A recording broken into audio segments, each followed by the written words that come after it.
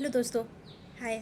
आज मैं आप सबों के बीच बहुत प्यारी सी मोटिवेशनल स्टोरी शेयर करने आई हूँ, जिसे सुनने के बाद मुझे 100% श्योर हूँ मैं कि आपकी ज़िंदगी में बहुत ही हाई वैल्यू के मोरल्स ऐड होने वाले हैं, और आप अपने इस मोरल्स के कारण अपनी ज़िंदगी में कई ऊंची बुलंदियों पर पहुँच के अपनी ज़िंदगी में कई ऊंची ऊंची सफलताएँ हासिल कर सकते हैं। चलिए अब इस कहानी को स्टार्ट करते हैं। यह एक कहानी है एक साधु की, एक संत महात्मा की, जिनका नाम गांव में दूर दूर तक विख्यात हो गया था। उनका नाम लोगों की जुबान पर रहता था। वो बहुत ही पहुँचे हुए साधु मुनि थे। यह सुनकर एक बहुत बड़े नेता ने सोचा कि उस साधु मुनि का नाम तो मैंने बहुत सुन रखा है, चलो एक बार चलकर उनसे मिल लेता हूँ, आखिर देखूँ तो आखिर उनमें है क्या ऐसा चीज़ जिसके कारण लोग इतनी उनकी वाहवाही करते, इतना उनका नाम लेते हैं। तो इस पर वो नेता उस साधु के आश्रम पे पहुँचे। वहाँ जाने के बाद अंदर पहुँचे कमरे में, तो देखा एक छोटे से कमरा था। उसमें साधु मुनि एक कोने में बैठे हुए थे, और एक दरी बिछी हुई थी जिस पे कुछ उनके शिष्य उनसे कुछ पूछ रहे थे, और वो उनके सवालों का जवाब दे रहे थे। इस पर नेताजी वहाँ रुके और कुछ सेकेंड प्रतीक्षा की। उनका आदत था कि वह जहाँ भी जाते थे अपने साथ 4-4 बॉडीगार्ड ले जाते थे, और वो उस दिन भी वहाँ उन्हें आश्रम में ले गए थे। और वो ऐसा भी उनके साथ होता था कि वहाँ जहाँ भी वो जाते थे लोग उनका सम्मान में खड़े होते थे, उन्हें सैल्यूट करते थे, उन्हें आदाब करते, उनके मतलब ग्रीट करते थे उनको। लेकिन उस दिन उस साधु मुनि ने कुछ भी नहीं उन्हें किया, उन्हें ध्यान नहीं दिया, क्योंकि वह अपने शिष्यों के सवालों के जवाब देने में व्यस्त थे। तो उन्होंने उसे रिकॉग्नाइज़ नहीं किया उस नेता को। इस पर नेता को बहुत ही बुरा और अपमानित महसूस हुआ, और उससे रहा नहीं गया। तो उसने बीच में ही संत महात्मा का बात काटते हुए कहा कि महात्मा जी, मैं आपसे कुछ पूछने के लिए आया हूँ।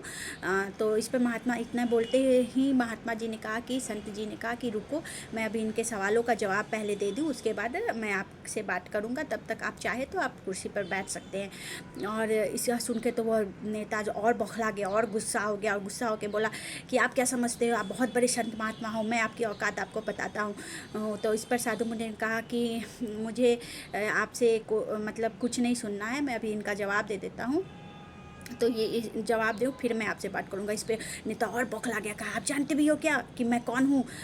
मैं आपका औकात दिखाऊंगा, तो आप चाहे सुनना चाहो या ना चाहो मैं आपको बताता हूँ। आप एक ढोंगी पाखंडी संत हो, आपको कुछ नहीं आता, आप बस इन लोगों को बुद्धू बना रहे हो, इन लोगों के पैसे को अपने जेब में भरना चाहते हो, इन लोगों को आप केवल अपना बिजनेस चला रहे हो। इतना कहने के बाद वह और बोल ही रहा था, तब तक संत महात्मा का भी अपना बात पूरा हो गया। वो अपने शिष्यों के सारे सवालों के जवाब देने के बाद अब आकर उस नेता से बोले कि हाँ, अब बोलिए आप क्या कहना चाहते हैं।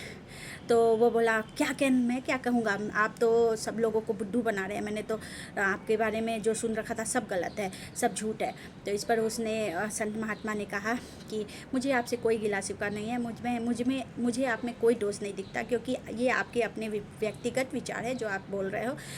मुझे आप में कोई गलती नहीं दिखती, इसलिए मुझे आपसे कोई भी परेशानी नहीं है। आप चाहे तो अपने क्वेश्चन सवाल पूछ सकते हैं या फिर आप जा सकते हैं। तो और या मुझे तो बल्कि और साथ में उस संत महात्मा ने यह भी कहा कि मुझे तो आप में अच्छाई दिखती है, मुझे तो आप अच्छे इंसान लगते हो, भले इंसान दिखते हो।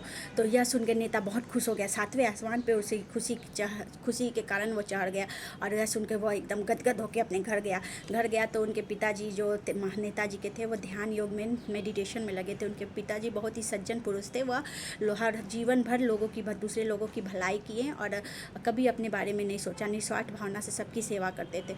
जब वो नेता ने अपनी सारी बात अपने पिताजी को बताई, तो पिताजी बहुत ही प्यारी सी मुस्कुराहट दिए, एक आनंदमयी मुस्कान देते हुए उनसे बोले, बेटा क्या तुम्हें लगता है कि तुम्हारी जीत हुई?